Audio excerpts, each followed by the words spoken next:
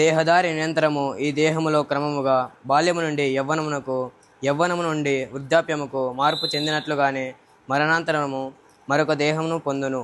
అట్టి మార్పు చే ధీరుడు ఎన్నడూను మోహము చెందడు. ధీరుడు అంటే ఎవరో తెలుసా చిన్నారులు మీకు? ధీరుడు అంటే ఎవరో కాదు, మీరే. ఎందుకో తెలుసా?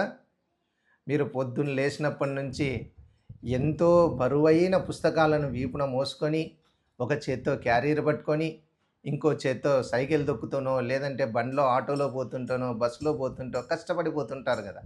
సో కాబట్టి మీరందరూ ధీరులే అన్నమాట. ధీరుడు దేనికైనా భయపడతాడా? పుస్తకాలు మోయడానికి భయపడతాడా? క్యారియర్ తీసుకెళ్ళడానికి భయపడతాడా? క్లాస్ రూమ్లో కూర్చోవడానికి భయపడతాడా? భయపడడు.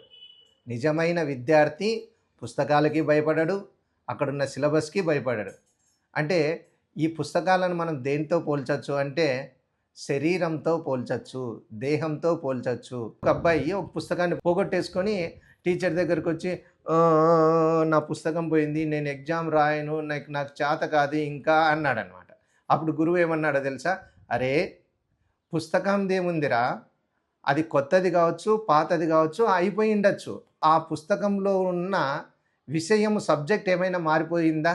మారలేదు కదా. సో కాబట్టి నువ్వు ఆ పుస్తకం కాకపోయినా ఇంకో పుస్తకాన్ని తీసుకో.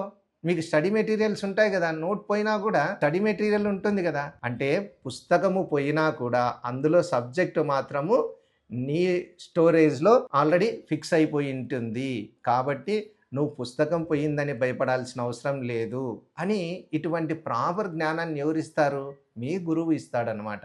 సో మనకు కూడా ఇక్కడ జీవితంలో దేహము శుష్కింపబడిపోతుంది. యవ్వనంలో బాగా ఉంటుంది, బాల్యదశలో బాగా ఉంటుంది, కానీ వృద్ధాప్యం వచ్చేసరికి అది నశించిపోతుంది. కానీ చూడండి, వృద్ధాప్యంలో వచ్చినా కూడా మీ అవ్వాతాతల దగ్గర ఆ నాలెడ్జ్, జ్ఞానం అనేది ఎక్కడికైనా తరిగిపోయి ఉంటుందా? లేదు. నాకు అపారమైన జ్ఞానం ఉంది, దాన్ని తీసుకోమనవడా అని అంటారు.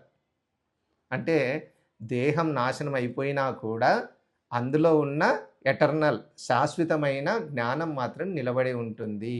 కాబట్టి ధీరుడన్నవాడు దేహం నశించిపోతుందని భయపడకూడదు. కాబట్టి ఓ అర్జున, నువ్వు యుద్ధం చెయ్యి.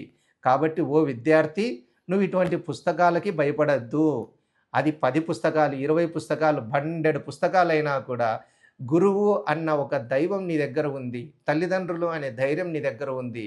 కాబట్టి వాళ్ళు ఇచ్చిన ధైర్యంతో నీవు నీ పరీక్ష నెగ్గి నీ లక్ష్యాన్ని నువ్వు సాధించి ఒక ధీరుడు అనిపించుకోవాలి. విద్యార్థి అంటే ధీరుడితో సమానము.